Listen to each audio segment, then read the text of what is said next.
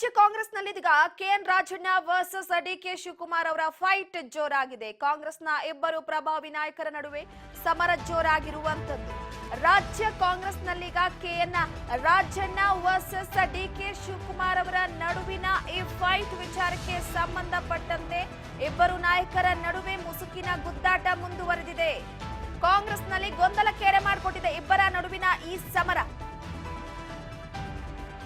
ಮೊದಲೇ ಕೆಎನ್ ರಾಜಣ್ಣ ಅವರು ಒಂದು ಕೆಪಿಸಿಸಿ ಅಧ್ಯಕ್ಷಗಿರಿಯ ವಿಚಾರಕ್ಕೆ ಸಂಬಂಧಪಟ್ಟಂತೆ ತಮ್ಮ ಸಚಿವ ಸ್ಥಾನದ ತ್ಯಾಗದ ವಿಚಾರವಾಗಿ ಕೂಡ ಮಾತನಾಡಿದರು. ಸೊ ಅದಾದ ನಂತರವಾಗಿ ನೇರವಾಗಿ ಈಗ ಡಿಸಿಎಂ ಹುದ್ದೆ ಮೇಲೆ ಕಣ್ಣಿಟ್ಟಿದ್ದಾರೆ ರಾಜಣ್ಣ ಅವರು ಅನ್ನುವಂಥದ್ದು ಒಂದು ಪ್ರಶ್ನೆ ಕಾಡ್ತಾ ಇದೆ. ಡಿಕೆ ಶಿವಕುಮಾರ್ ಅವರು ಒಕ್ಕಲಿಗ ಸಮುದಾಯದ ಪ್ರಬಲ ನಾಯಕ, ಕೆಎನ್ ರಾಜಣ್ಣ ಅವರು ವಾಲ್ಮೀಕಿ ಸಮುದಾಯದ ಪ್ರಬಲ ನಾಯಕ. ಇಬ್ಬರೂ ಪ್ರಬಲ ನಾಯಕರೇ, ಪ್ರಭಾವಿ ಮುಖಂಡರೇ. ಇವರಿಬ್ಬರ ನಡುವಿನ ಕಾಂಗ್ರೆಸ್ ಗೊಂದಲಕ್ಕೆ ಒಂದ್ ರೀತಿ ಎಡೆ ಮಾಡಿಕೊಟ್ಟಿದೆ ಇವರಿಬ್ಬರ ನಡುವಿನ ಸಮರ. ಸೊ ಒಟ್ಟಾರೆಯಾಗಿ ನಾಯಕರ ಮುಸುಕಿನ ಗುದ್ದಾಟ ಪದೇ ಪದೇ ಬಹಿರಂಗ ಆಗ್ತಾನೆ ಇದೆ. ಬಹಿರಂಗ ಆಗಿರುವಂತ ಹಿನ್ನೆಲೆಯಲ್ಲಿ ಇಬ್ಬರು ನಾಯಕರ ಸಂಘರ್ಷ ಇಂದು ನೆನೆಯದಲ್ಲ.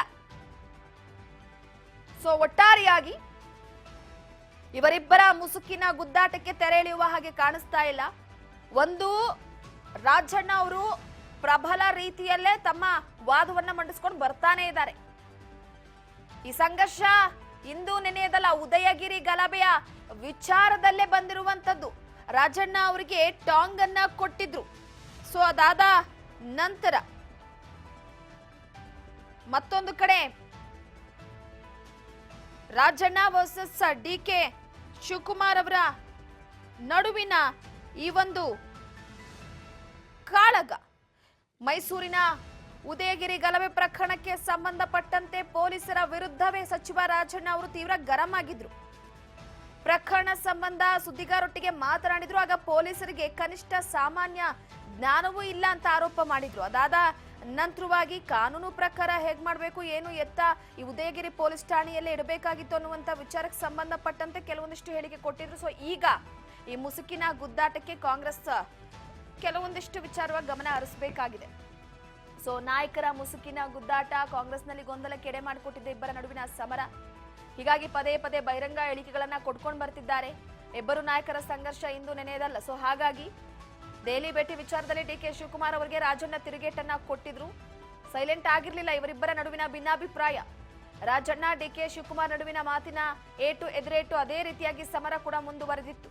ಸೊ ಪ್ರಮುಖವಾಗಿ ಒಂದು ಕಡೆ ಈಗಾಗಲೇ ಸದ್ಯದ ಮಟ್ಟಿಗೆ ಡಿಕೆ ಶಿವಕುಮಾರ್ ವರ್ಸಸ್ ರಾಜಣ್ಣ, ಇಲ್ಲಿವರೆಗೂ ಕೂಡ ಕೆಪಿಸಿಸಿ ಹುದ್ದೆಯ ವಿಚಾರಕ್ಕೆ ಸಂಬಂಧಪಟ್ಟಂತೆ ಸತೀಶ್ ಜಾರಕಿಹೊಳಿ ಡಿಕೆ ಶಿವಕುಮಾರ್ ಅವರನ್ನ ಬೆಳಗಾವಿಗೆ ರಣದೀಪ್ ಸಿಂಗ್ ಸುರ್ಜೇವಾಲಾ ಅವರು ಆಗಮಿಸಿದಂತಹ ಸಂದರ್ಭದಲ್ಲಿ, ರಣದೀಪ್ ಸಿಂಗ್ ಸುರ್ಜೇವಾಲಾ ಅವರು ಕೂಡ ಬಂದಂತಹ ಸಂದರ್ಭದಲ್ಲಿ ಅವರಿಬ್ಬರ ಸಂಧಾನ ಮಾಡೋಕೆ ಒಂದು ಸಭೆಯನ್ನ ನಡೆಸಲಾಯಿತು. ಈಗ ಬಹಿರಂಗ ಹೇಳಿಕೆ ವಿಚಾರದಲ್ಲಿ ರಾಜಣ್ಣ ವರ್ಸಸ್ ಡಿಕೆ ಶಿವಕುಮಾರ್ ಅವರ ನಡುವಿನ ಸಮರ ಮತ್ತಷ್ಟು ಜೋರಾಗ್ತಾ ಇದೆ. ಮತ್ತಷ್ಟು ಸುದ್ದಿ ನೋಡ್ತಾ ಹೋಗೋಣ.